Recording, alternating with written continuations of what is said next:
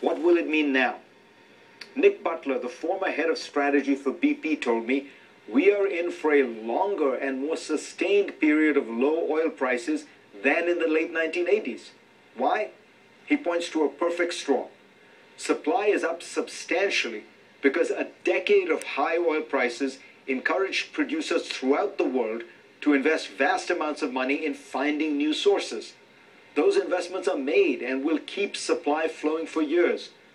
Leonardo Margeri, the former head of strategy for the Italian energy giant Eni, says there is no way to stop this phenomenon.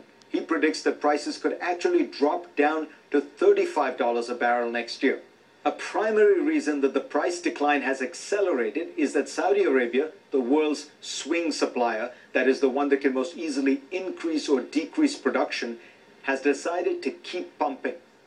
The Saudis know it hurts them, but they hope it will hurt everyone else more, says Margeri, who is now at Harvard. One of Saudi Arabia's main aims is to put American producers of shale and tight oil out of business. So far, it has not worked. Though battered by plunging prices, American firms have used technology and smart business practices to stay afloat.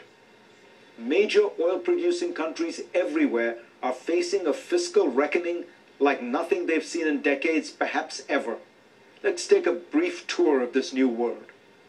Venezuela.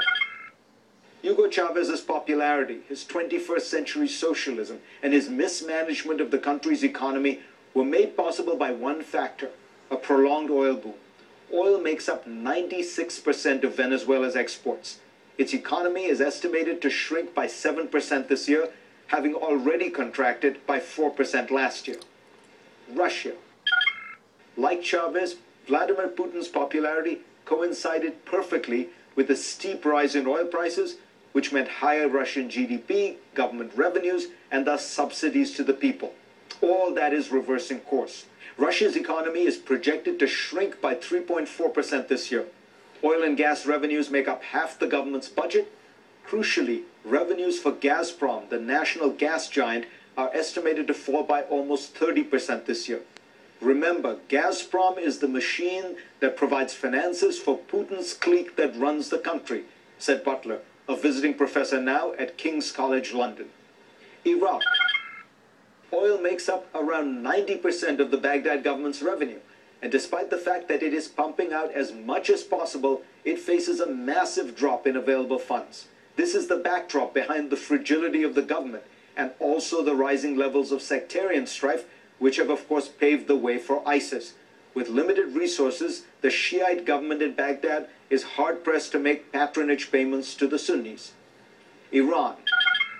Despite the initial windfall that Tehran will get from the relaxation of sanctions, it is, like most petrostates, dysfunctional. In fact, the IMF estimates that Iran needs prices to be at almost $100 a barrel to balance its budget. So in the medium term, it will face pressures just like the others. Many American experts and commentators have long hoped for low oil prices as a way to deprive unsavory regimes around the globe of easy money.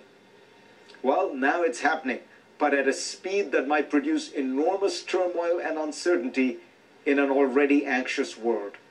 For more, go to cnn.com/Fareed and read my Washington Post column this week.